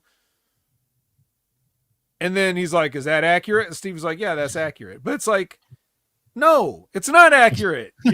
You're just going along with it. I'm disappointed in everybody because, and this is, let me tell you why I'm disappointed. Dude. Wow. Even Stevie though, really? You know, I don't blame Stevie because look, Stevie ain't watching this shit either, but at least he didn't claim to do it. Stevie's not doing a review of Dynamite. That's true. It's true. And James is asking him a question, and Stevie's trying to give an answer. Stevie's not going to say, man, I don't care. Move on. Yeah, which is what he really thinks, I'm sure. 100%. But this is what frustrates me. Guys like Jim Cornette, or guys like Stevie, or guys like Vince Russo, or guys like Ben Hamin, or guys like me, or guys like my friends that work in WWE, or anybody that has talked about WWE and said how that company makes them feel, and how that company, all the bad things and the negative connotations that they put on WWE for the way they run their business, the way they treat the people, the way they were personally treated, and all this stuff. They say all that. When Ricochet says it, all of a sudden everybody's like, fuck you. You're lucky anybody ever paid to. Why can't Ricochet say it? He was there just like you guys were there. If he feels like in the 5 years that he was there and he's working there and he tells you his experience because someone asked him what his experience was, why is he not allowed to feel that way? But everybody else can trash the WWE. But when Ricochet says it, fuck you. Same thing that happened to Ronda Rousey.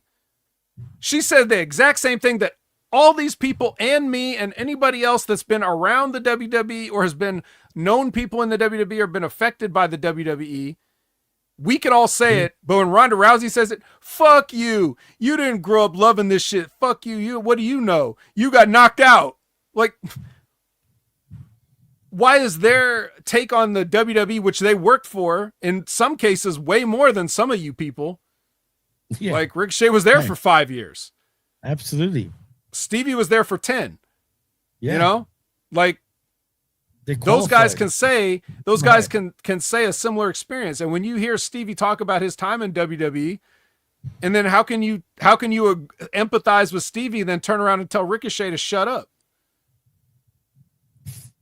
I just want a little bit of fairness because it's hypocrisy. They're not the problem. People like Ricochet and Ronda Rousey are not the problem. But everybody's calling them out for shit, and I just don't. That doesn't sit well with me. So they're basically validating everything that we say. You know, when Ben comes on here and says all this stuff about the WWE, he never worked in the WWE for a second, but he says all this shit about it, and then Ricochet and Ronda Rousey say stuff that validates what Ben Hamin is saying, and everyone just shits on him for whatever reason. Yeah, it's true. It's weird, dude. It's a whole bunch of bullshit and hypocrisy going around, man. You can't have it both ways, peeps. It's either one way or the other. Not fucking. He's saying exactly what you think, and then they turn around and be like, "No, but it's Ricochet. Fuck him, ungrateful prick. He got his wife from WWE, for fuck's sake. How can he be miserable? So fucking what? You know what I mean? Yeah, Like she you left said. too because she didn't Right. like it. Exactly. So what? I mean, so what? You know? So it's like, anyway, I just felt like I wanted to say that because no, not that they need me to stick up for them, but you have to put it's it like out there. I'm Though. trying to like in the small space that we do, that we're trying to grow into a bigger space. We need integrity. Yeah. So I just, you know, I just want to put that perspective out there for people. Like, when you're listening, don't just, even if it, don't just take people's word for what they're saying as like a cult of personality thing. Like, don't just be like, oh, Jim Cornette says it, so he probably knows what he's talking about. Sometimes he doesn't. I hate that. A lot of the time People he does. do feel A lot that of the way. time he Right. does, but you can sometimes know what you're talking about and also be wrong about stuff. It happens, but It's okay, right? It happens, right? And that's what's so sad, Vet. just question stuff. Anyway, Yeah, well, why do people get brainwashed so easily by someone's opinion, which is so bizarre in itself, man? Like, I can only speculate, and it's probably different for everybody. But if I had to answer your question, I would probably just say, because everything else in life is so fucked up all the time and makes you depressed and everything, you want to hear something you can agree with, or at least you could feel like you could agree with, or you could be a part of something. maybe, But yeah, I mean, you're probably onto something for sure. I just don't understand just the bullshit. But anyway, you're spot on, man. I'm glad you did say what you had to say. Someone had to say it. someone had to say it, damn it. Yeah. Yeah, I want to it. be anybody. If I'm associating with you guys, anybody that I do a co-host, anybody that I'm talking to here in the chat, or anybody that's paying on Patreon, or anybody that's checking it out on YouTube or whatever, anybody that I want you to at least feel like, if it's me, you know, I try to avoid that stuff as much as possible. Of course, I have my own narratives and stuff, but a lot of them are clearly marked as jokes. Like, I'll say it to make you guys laugh, Exactly. you know, whatever. But yeah. Anyways, no, we appreciate you, Vet. Everyone knows, you know, like Cold Blooded just said, best in the world. yeah, It's true. It's not a gimmick, man. We all feel Doing that my way. best. And that's legit for sure. and I worked a full hard shift tonight. Man, I don't know how you do it. I've always said this to you, bro. Just came straight from work right onto the mic. I can understand why you'd be shitty sometimes going right into the show, because I know fucking hell I would be. You know what I mean? Especially if I had a bad night at work. Fuck. Also forgot something earlier in the match after Harley Cameron won that match, but they got their heat back because somebody else jumped in the ring. Something Cross. I couldn't hear what the announcer. Aussie chick, Lena Cross, I think her name was. Lena Cross. Okay. Something like that. Lena Cross sounds funny. Like, true. Actually, I'll double check what her freaking name is just to be sure. I know it's something Cross, like you said. It is, yeah, Lena Cross. Actually, I was right. So is she gonna be a mega bad babe? Are they gonna make a trio now? It seems like it, but that just breaks up the whole Joey's Angels thing that I was going with. Yeah, you know that's what I mean? true. And I don't like that. But I will say one thing: this chick was taller than Bane, so she's a big chick. I don't like her body though; it looks a bit weird. But we'll see. We'll see what happens. She signed to AEW now, though, officially. Huh.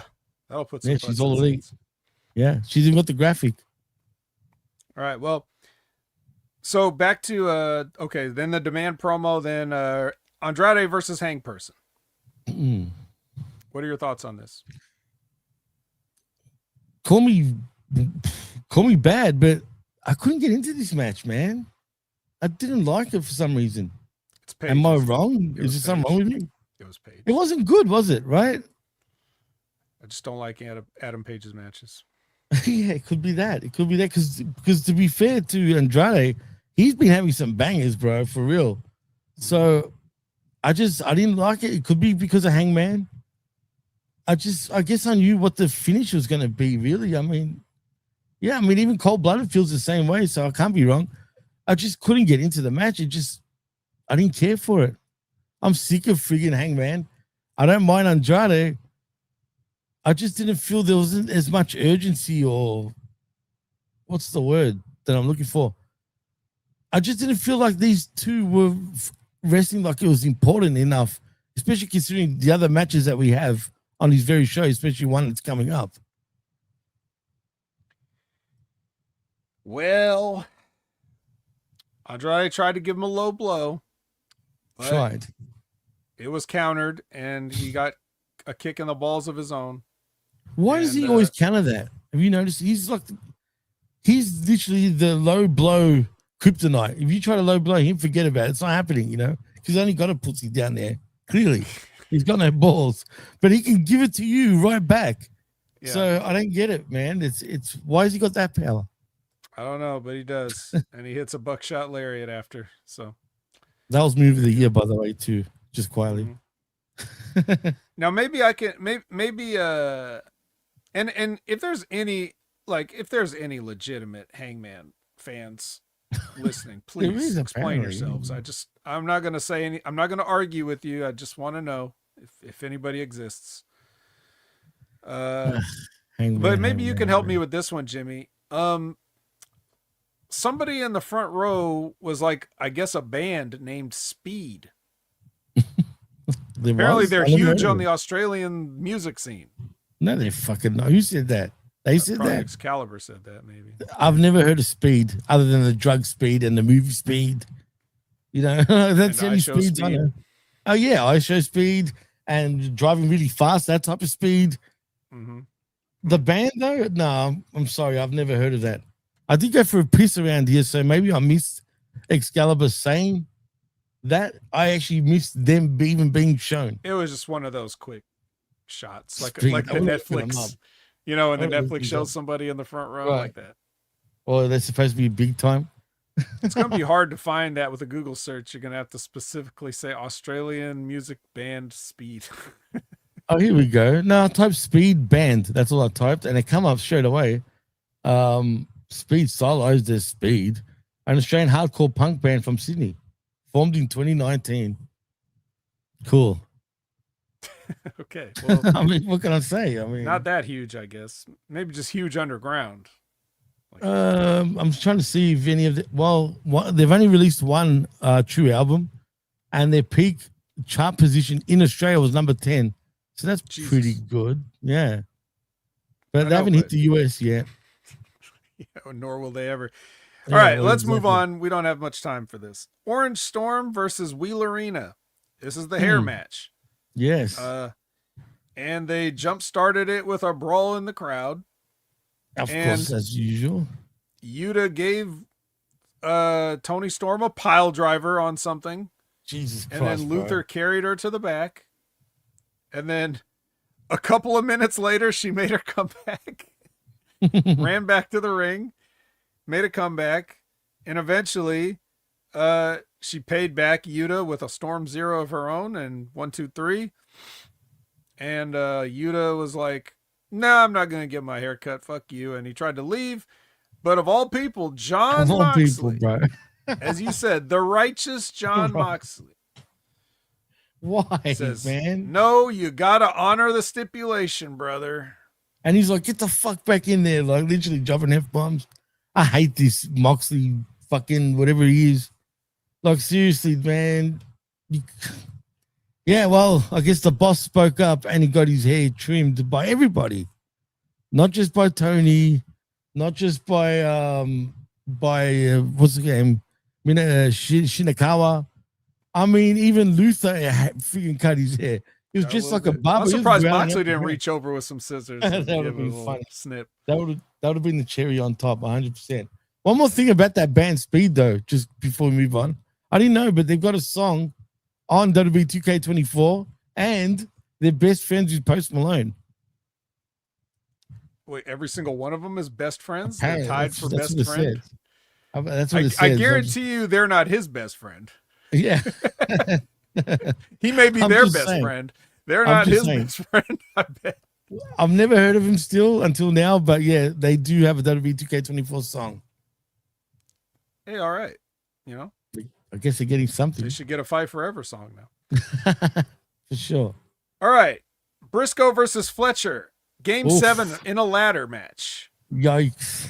And I'll have you know, Protocata agreed to no interference. All the way from the US? Yes. Oh, I see. Yeah, I mean- because Okada ain't going to Australia. Hey, he's been to Australia plenty of times. Yeah, but he's not going this time. not this 'Cause time. He doesn't have to.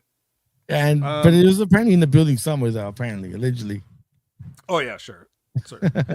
Well, no, I mean, this was a clip from like last Wednesday. 100%. I hate that though. It's so obvious. Yeah. So anyway, yeah. So it's a ladder match, you know. So if you guys like these kind of things, you know what to expect. Although I don't really, there wasn't. I'm trying to think, was there anything dangerous or that looked more dangerous than when Kyle got dropped on the stairs by Ciampa? Because that was probably the worst thing. But I'm trying to think if there was any bumps in this. There was one, the superplex off the top of the ladder from Kyle onto Briscoe, which looked brutal, bro. Oh, was that the I don't know if you brainbuster missed that. one? Yeah, the brainbuster from the top of the ladder, but on the edge of the ring too. So yeah, that looked like it sucked. But that was after Mark did a J Driller onto the ladder. Jesus But Christ. this is the thing, for both of those bumps, they didn't get anything out of it because they were both up and fine in moments after that to do the next spot of climbing up the ladder.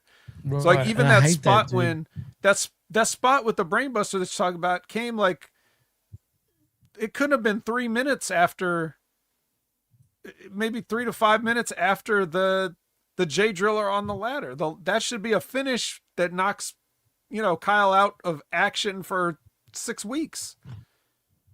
And then he's just up and around like, it's weird. It's You could've- crazy, dude. you could have done that at the beginning of the match and then just laid there for most of the match and everybody would have bought it because it looked good, but It looked crazy, yeah, of course, but like that was a risky move, though, man. Like just the And I way they. I guarantee you that brainbuster must have sucked to looked take bad the way and they to fell. give. You don't do one from that high, man. You just don't. Yeah, but then they just That's asking for it. Yeah, but then they just climbed back up right afterwards and started punching each other off the ladder. Like, Psychology out the window, Vet. There's no psychology anymore when it comes to professional wrestling, unfortunately, unless there are ones that just they get it. They understand. But unfortunately, it just seems like a lost art in today's freaking program. It just does. And it's annoying the shit out of me, man. Because I like good psychology. I like storytelling in a ring. And you don't even have to do much to actually get me into it. That's what's even crazier. But I guess this is psychology now by doing brain busters off the top of a ladder. well, here's the thing. They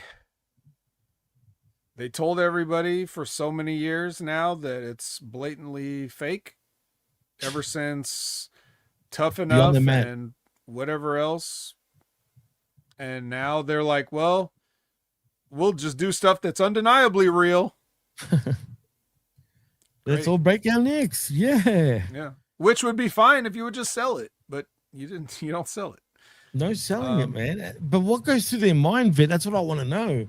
Like when they're laying out this match, like doesn't someone bring up the selling part? Like anyone? Like I don't know. It was almost like they had to hurry up to get through it because they took too long at the beginning or something. Or like the show was running long, so they had to cram it in. But in that case, I'd just be like, well, we should just save one of these and not do the other one for another time, because even though there won't be another time between these guys apparently, but just okay, so we don't have to do it. We don't have to give each other a crazy finisher, because the only thing people's gonna remember is who won. So there's really no point. But so it was almost like the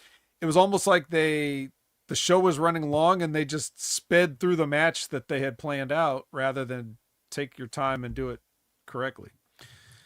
for sure. Anyways, so the crowd got to see Kyle retain the TNT title in his home country / continent of Australia. And he's from Sydney, so that is his hometown. That's legit. But did the fans really give a shit about Fletcher? Do you feel? Not the way you would feel like it, because just like you They were talking did, man. about with you were talking about them being hot for Moxley and Takeshita, and I They felt were like hot, they dude. really had to kill each other in this to even get the crowd to make a noise, but I wasn't sure if that was just my audio at the time or legitly, I felt like the fans didn't really like. They didn't even give him a freaking welcoming home type of party. I mean, he's from Sydney. He's one of them, dude. Like, he's literally in his hometown. I was just expecting a lot more. Even for Harley Cameron, I felt she got really nothing for whatever it's reason. kind of weird, right? It Well, is maybe weird. everybody feels like you and just hates Australians. But, I mean, but told you.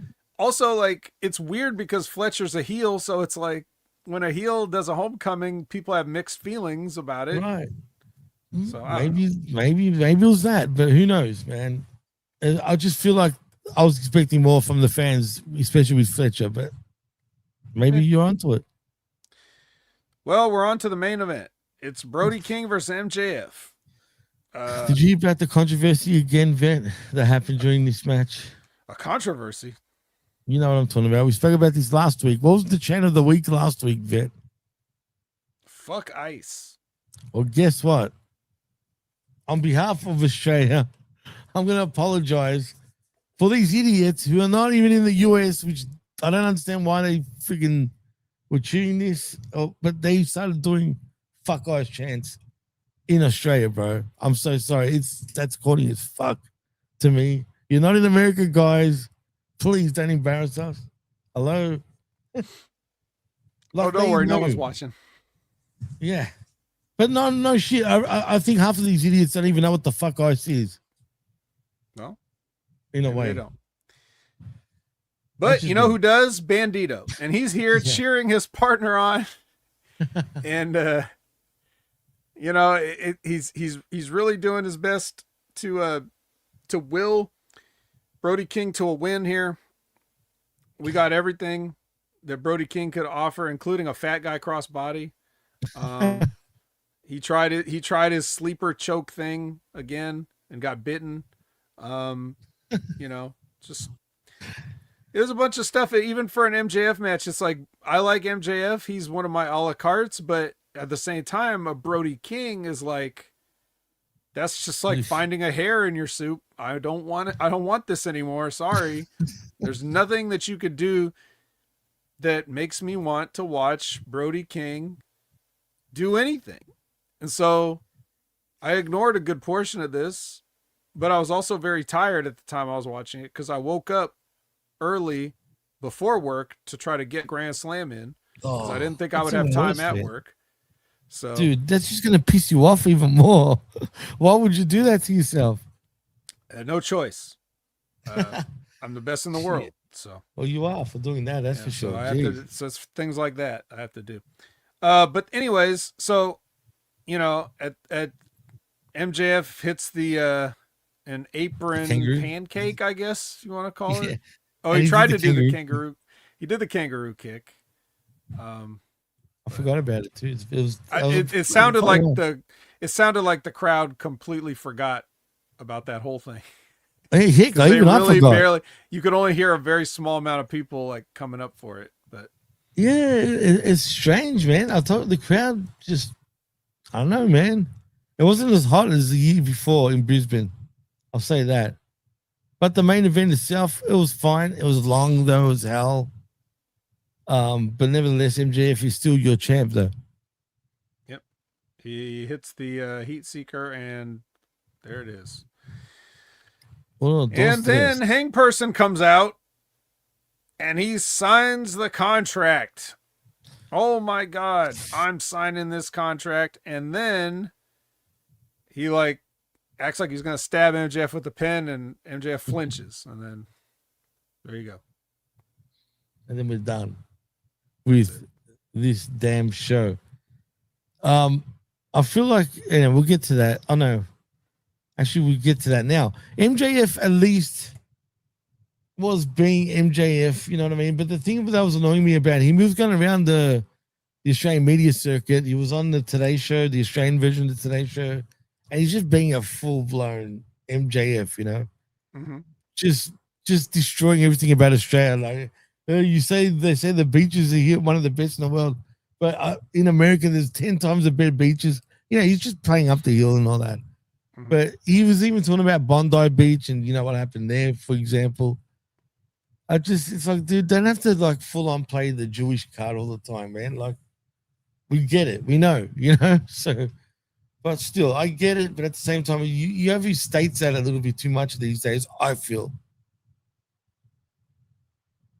Nah, more MJF, please. Oh, Also, no, listen hey, to his MJF. Chris Van Vliet interview, which is hilarious. Is it new? Yeah. When did that come out?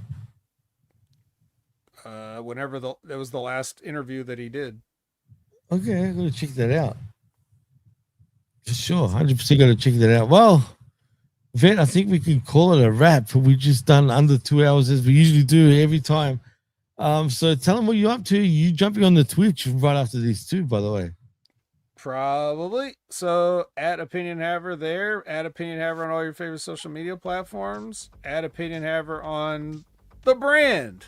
This past week, if you didn't hear my Raw SmackDown review and Master Shoot Theater appearances, you can check those out if you like. And be sure to clamor. That's the word. Clamor for more appearances on the brand. Tell them you want me on the Lions, Tigers, Bears, and Vet. Tell them you want me on the Black and Vet with Stevie Ray. Tell them you want them on. Yeah, tell them you want me on everything. Yeah, man. Absolutely, 100%. As for HMG, you already know where to find me. You know, it's every Monday at 6:30 p.m. Pacific, 9:30 p.m. Eastern, with Brandon for the Impact Attack, where we talk about TNA. You know, it's Wednesday at 8 a.m. Pacific, 11 a.m. Eastern. The Big Ray Hernandez for the Next Level Wrestling Review, where we talk about NXT. And you also know that it's every Friday, unless it's a Thursday, for Wrestling with Rip Rogers live. So you're going to want to check that out. It's every Thursday now for the Stevie Richards Show. And that is, they are growing exponentially. I think they're even up to over 160,000 now. So we're going to have to update the graphic again. But, you know, he and James doing great. And Limpin' Ain't Easy with Timmy Baltimore, still climbing up the ranks. And just go ahead and subscribe to all those channels and click the notification bell so you know no matter what time they go on, you'll be able to partake. And I think that's just about everything, Jimmy. Yeah, well, as far as I go, check out our Valentine's edition of the Smack Attack with myself and R to the B to the V. And actually, Ben also joined us on that show halfway through, so look out for that. If it's still up on the YouTube, if it's not, I'm afraid it'll be on the Patreon. But check out that show. That was a great show with myself, RBV, and the Ayatollah himself, bin Hamin. Also Tuesday morning, at 10 a.m. Eastern, it is myself and Big Ray Hernandez for I Like It Raw, where we talk Monday Night Raw. Check that out. And of course on Sundays, right here, 11 a.m., That Wreckage with myself, the Vet, and the Professor should be back from assignment next week. So we'll be a threesome again. Are you excited, Vet? Come on. We're the best three. Best three in the world. Definitely excited. Right. Don't forget, speaking of excited, don't forget the hottest, freshest. Yes. Fresh out your mama's kitchen show on HMG. Yeah, it is called Insanity, where we talk JCW lunacy right here on Hamin Media Group's YouTube channel with myself and Whoopball Brandon. Vet, have you seen the intro to that show by any chance yet? To your guys' show? Yeah. Do you want to laugh? Can I show you? You'll be pleasantly surprised. All right, check it out. Who loans your money, homie? Who owes your cash? Who taught you how to use the barn for the grass? I don't know much, but I gotta assume that when you hit your first net, your homies was in. What you talking about? Homies, homies. Talk about the dogs of love. Motherfucking homies, homies. My dog. Talk about homies, homies. Talk about the dogs of love. Homies, homies.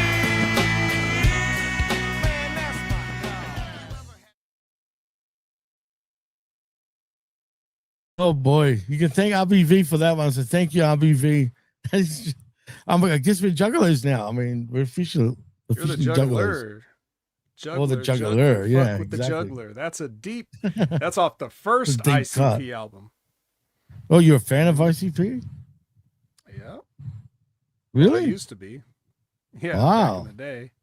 Wow, Well, I mean, no I way. know their music, but Right, that's funny. I would have never thought. That tripped me out. I love this shit with 36 Mafia. Now that's some hardcore shit. They brought out an album with 36 Mafia. That album, that's a banger, dude, but pretty disturbing at the same time. But anyway, we're not here to talk ICP. Check out Lunacy, which is Insanity, where we review Lunacy every Saturday night, 8 p.m. Eastern, right here on Hamin Media Group's YouTube channel. So if you're into that, go check it out. And that's about it. So in saying that, I am Jimmy T. He is the best in the world, Jamie the Vet Williams, and you've been listening and watching the